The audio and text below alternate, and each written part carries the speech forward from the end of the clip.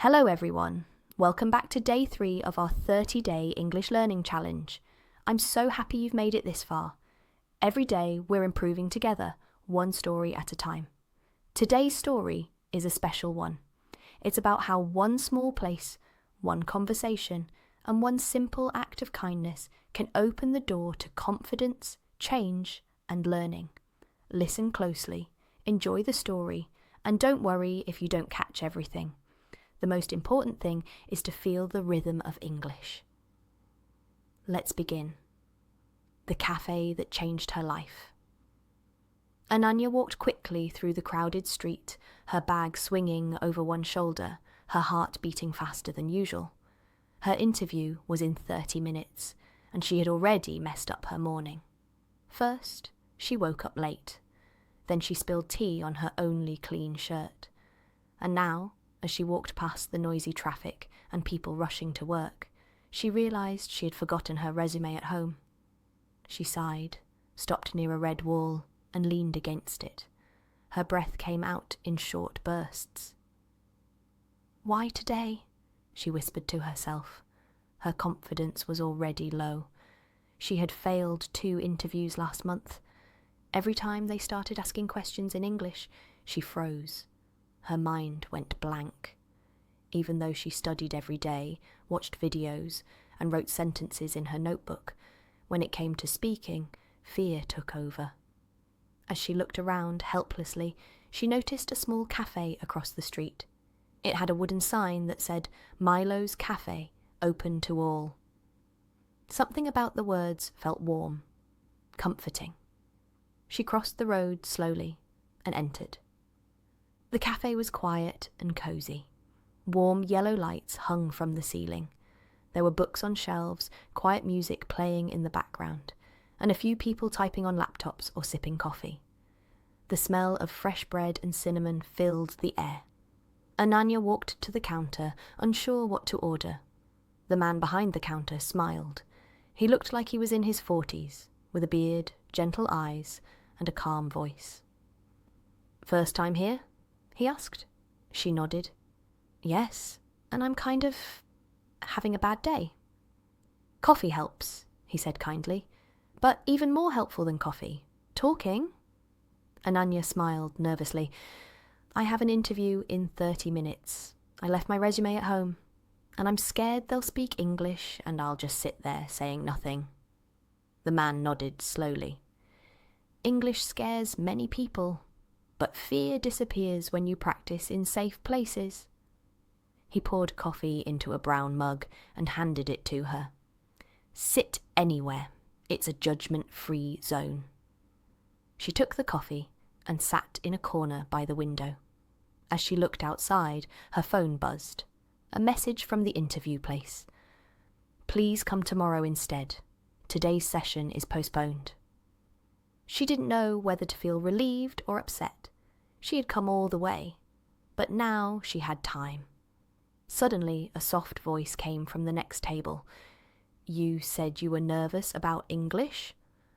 Ananya turned and saw a young woman around her age, with short hair and a kind smile. "I used to feel the same." "Really?" Ananya asked, surprised. "Yes," she said. "My name is Tara. I couldn't speak a full sentence 2 years ago. I would panic every time someone said, 'Tell me about yourself.'" Ananya laughed lightly. "That's the worst question." "I know," Tara smiled. "But I found this cafe last year. It's not just a cafe. It's a safe space for learning. Every evening people gather here and practice speaking English. No pressure, no judgments." Ananya's eyes widened. "You're serious?" Tara nodded. "Yes, we don't teach grammar. We talk. We share stories. And slowly people become confident." Just then the man behind the counter called out, "Ladies, if you want to practice a bit now, I have 15 minutes free." Ananya hesitated. "I don't know. I'm not ready." "You're never fully ready," Tara said. "That's why it's called practice." So Ananya joined them at a round wooden table near the back. The cafe owner, whose name was Milo, started the conversation. Okay, he said gently. Let's start with something simple. Introduce yourself. Just one sentence. Ananya's hand shook slightly, but she took a breath and said, My name is Ananya. I am from Jaipur. Perfect, said Milo. Now add one more sentence. What do you love doing? I love reading books, she said, searching for the words. That's beautiful, Tara encouraged. Now tell us about your favourite book. Ananya paused. It's a story about a girl who is shy but brave. She finds her voice in a new city. Milo smiled. Sounds like someone I know. They laughed softly. Ananya began to feel her nervousness slowly melt. Words began to flow. Not perfectly, not fast, but clearly, honestly. She made mistakes. Sometimes she used the wrong tense. Sometimes she forgot a word. But nobody laughed at her. Nobody corrected her rudely. They listened, and they helped when needed. During that short session, Ananya learned several useful phrases, like how to say, I'm not sure, but I think, when you're uncertain. Or, could you repeat that, please? When you don't understand something. She also picked up a few idioms, like break the ice, which means to start a conversation in a friendly way, and a blessing in disguise, which means something that seems bad at first but turns out to be good. By the time she finished her coffee, she had spoken more English than she had all month. Milo patted her shoulder. You see, speaking is like swimming. You can read about it all day, but unless you jump in, you'll never float. Ananya laughed. That's a good way to put it. She stood up and thanked both of them. She felt different, not perfect, not fluent, but stronger.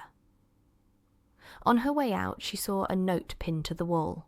It said, Practice doesn't make perfect. Practice makes progress. She wrote the line in her phone. As she stepped back onto the busy street, it didn't feel so scary anymore. She didn't have her resume, but she had something better now, a little bit of confidence. The next day, she returned to the cafe before her interview.